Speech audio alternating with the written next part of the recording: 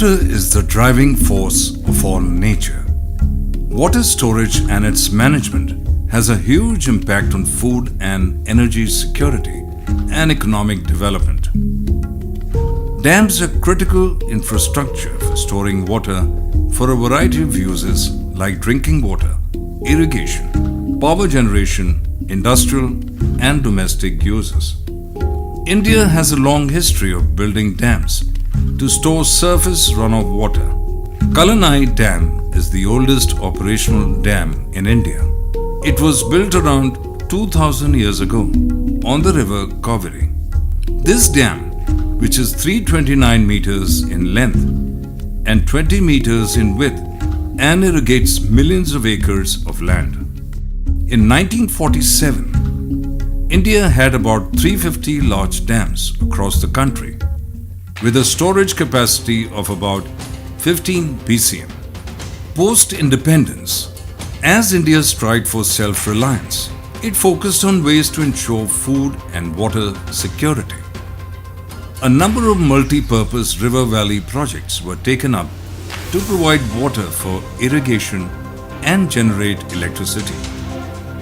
1971 onwards, the pace of constructing dams accelerated, and by the year 2000, the country had more than 4,450 dams, with more than half built between 1971 and 1989.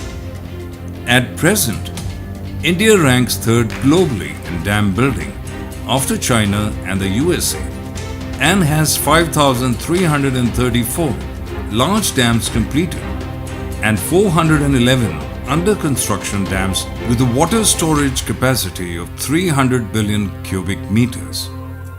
Since most of the dams were built on rivers across different states, about 98% of the dams are owned and managed by the state governments.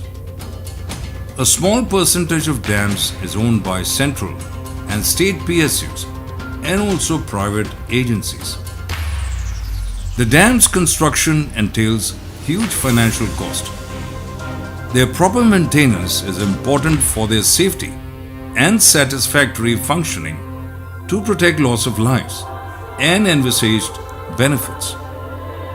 Almost 80% of India's large dams are more than 25 years old, with about 227 large dams being more than 100 years old. Climate change is exacerbating the risk of dam failure by changing their design hydrology. According to the Central Water Commission, failure of about 41 large dams has been reported in the last 100 years. Tibra Dam failure occurred in 1970, and recently, Annamaya Dam failed in Andhra Pradesh. The loss of lives due to failure of dams have heightened concern for uniform dam safety protocols and dam safety legislation in the country. It drew attention to the urgent need for robust institutional mechanisms and streamlined processes.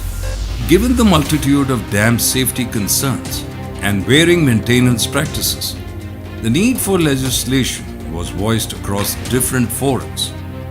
In many advanced countries, particularly America, United Kingdom, Australia, Canada, Switzerland, France, China, etc., dam safety legislations have been enacted for the purpose of regulating and ensuring the dam safety. Since most of the rivers are interstate, the need for a central act was felt. The umbrella of a central act would also improve better coordination and management of dams. The bill was passed in Parliament and with the assent of the President of India on 13 December 2021, it became an act. This act provides for surveillance, inspection, operation and maintenance of the specified dam for prevention of dam failure related disasters and to provide for institutional mechanism to ensure the safe function and for matters connected therewith or incidental thereto. Key provisions of the Act. Pan-India applicability spells out roles and responsibilities at the centre, state and dam owners level. Constitution of National Committee on Dam Safety. Establishment of National Dam Safety Authority. Constitution of State Committee on Dam Safety.